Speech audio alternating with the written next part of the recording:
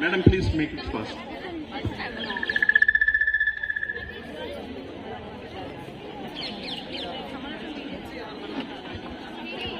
Hi Lakshmi Sravani.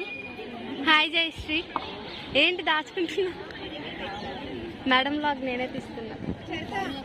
Hi చెప్పండి అమ్మాయి. Madam channel జరుగు పాప. Meena to explore. హాయ్ చెప్పు జయశ్రీ. మా మేడం అక్కడ ఉన్నారు.